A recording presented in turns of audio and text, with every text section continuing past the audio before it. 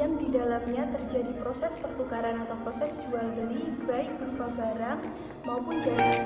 Secara sosiologis merupakan sebuah wahana sosial yang di dalamnya terjadi interaksi yang sangat kompleks, mulai dari kerjasama, persaingan, akulturasi, dan masih banyak lagi. Pasar selain sebagai tempat untuk melakukan kegiatan jual beli, juga merupakan sebuah tempat yang menjadi penyalur bagi kebutuhan hidup banyak orang, penyedia lapangan pekerjaan, bahkan juga sebagai tempat promosi.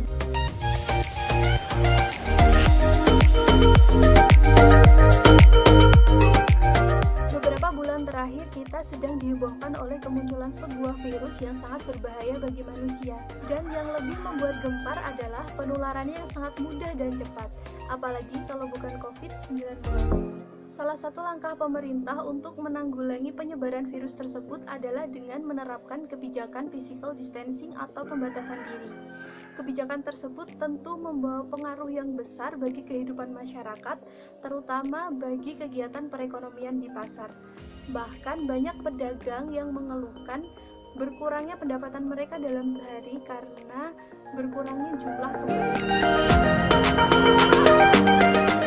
Jualan sembako, selain itu sayuran. Belum ada corona, saya jualan ya alhamdulillah lancar. Ada corona nggak susah. Saya neng duit. Jualan ayam potong jauh sekali, yang sebelum ada corona bisa habis 20 ekor, sekarang setelah ada corona hanya bawa 10, kadang-kadang nggak habis. Tentang pasar Sadiano po?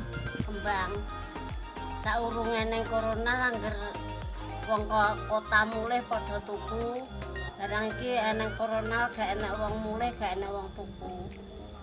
Bagi masyarakat, pasar merupakan salah satu sektor yang penting. Selain beberapa fungsi yang telah dijelaskan sebelumnya, bagi masyarakat menengah ke bawah khususnya pedagang, pasar merupakan sumber penghidupan mereka. Lalu bagaimana ketika pasar dinilai sebagai tempat yang rawan terjadi penyebaran virus COVID-19? Berikut penjelasannya. Pasar, stasiun, bandara, terminal merupakan tempat-tempat umum, tempat yang hampir setiap hari dikunjungi banyak orang. Apalagi pasar, setiap pagi orang ramai sekali di pasar untuk membeli kebutuhan sehari-hari, seperti membeli bahan-bahan untuk dimasak, kemudian bumbu-bumbu, alat-alat dapur yang dijual di pasar tersebut. Kita juga tidak pernah tahu orang yang kita jumpai itu orang yang saat itu sehat atau bahkan sakit. Virus COVID-19 atau corona itu menyebar melalui droplet, di mana droplet itu keluar dari tubuh kita melalui lubang seperti lubang hidung, mulut. Dan apabila di pasar tersebut ada salah satu pasien yang mengalami positif COVID-19, kemudian sedang batuk, dan dia menutup batuknya dengan telapak tangannya, dan telapak tangannya tidak sengaja memegang barang-barang yang ada di pasar seperti sayur-sayuran, bumbu-bumbu, atau alat-alat yang dijual di pasaran, atau bahkan tidak sengaja menyentuh kita bisa saja terkena virus tersebut. Jadi betul sekali bahwa pasar merupakan tempat yang mudah untuk memaparkan virus COVID-19 atau corona.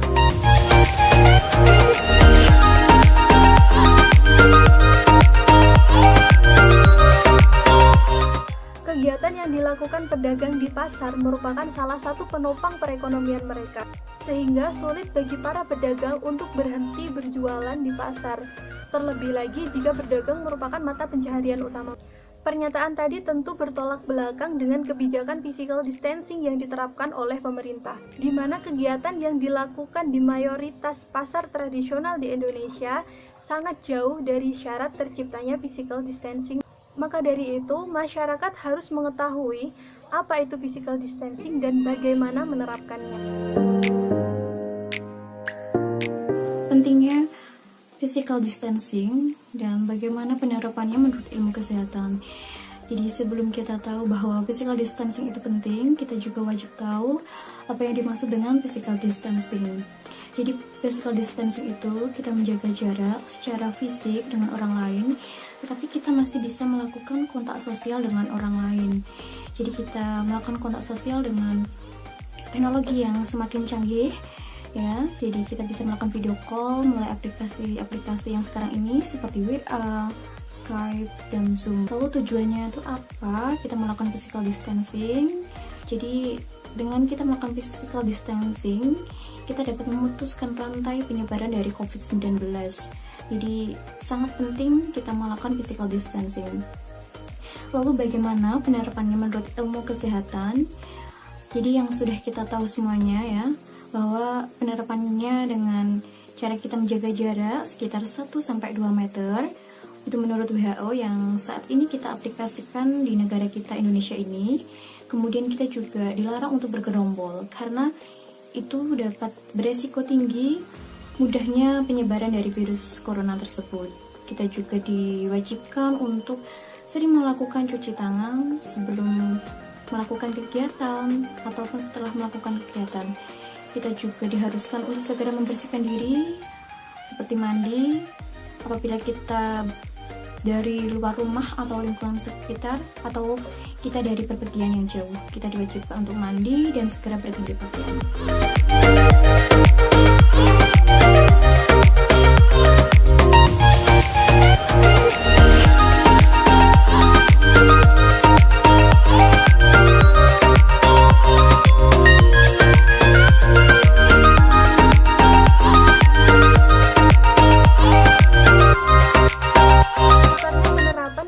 Physical distancing bagi para pedagang dan pembeli di pasar tradisional tentu memberikan kekhawatiran tersendiri bagi pemerintah.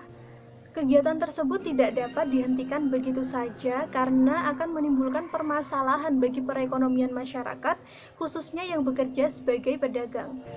Untuk itu, penerapan kebijakan pembatasan jam operasional pasar dan wajib menggunakan masker juga diterapkan untuk mengurangi resiko penularan virus COVID-19.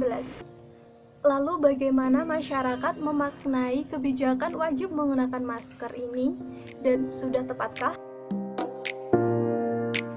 Pakai masker. Yo nggawa masker. Pakai masker.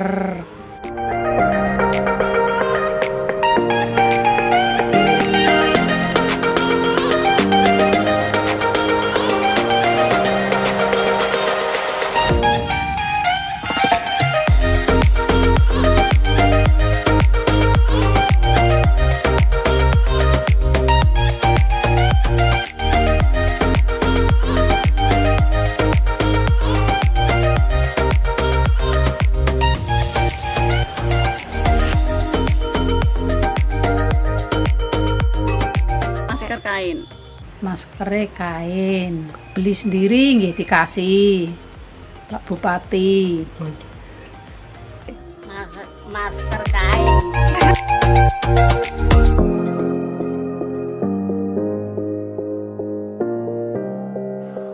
Masker itu ada 3, ada masker kain, masker bedah yang berwarna hijau itu, kemudian masker N95. Masker kain diperuntukkan untuk masyarakat sehat, masker bedah itu diperuntukkan untuk tenaga medis, dan masker N95 diperuntukkan untuk tenaga medis yang saat itu menangani pasien dengan COVID-19. Jadi untuk masyarakat yang sehat, untuk melakukan aktivitas sehari-hari cukup menggunakan masker kain 3 lapis saja. Kita bisa membuatnya sendiri di rumah dengan menyiapkan 3 helai kain, kemudian tentunya harus kain yang bersih dan sudah dicuci, kemudian kita bisa menjahitnya secara manual ataupun dengan mesin. Lalu bagaimana tata cara penggunaan masker menurut kesehatan? Penggunaan masker yang benar menurut kesehatan harus menutupi hidung, mulut, hingga dagu. Dan pemakaian masker tersebut juga tidak boleh longgar, jadi harus ketat. Jadi apabila menggunakan masker yang longgar, masih mudah terpaparnya kita terkena virus COVID-19. Lalu masker kain amankah? Jadi seperti yang saya bilang tadi, bahwa masker kain itu diperuntukkan untuk masyarakat yang sehat. Jadi menggunakan masker kain itu sudah cukup untuk menangkal virus corona.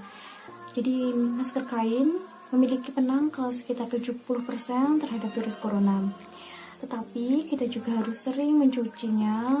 Apabila sudah kotor atau sudah basah, kita harus segera mencucinya dengan sabun. Tetapi tidak menutup kemungkinan kita memakai masker lalu tidak bisa terkena virus tersebut.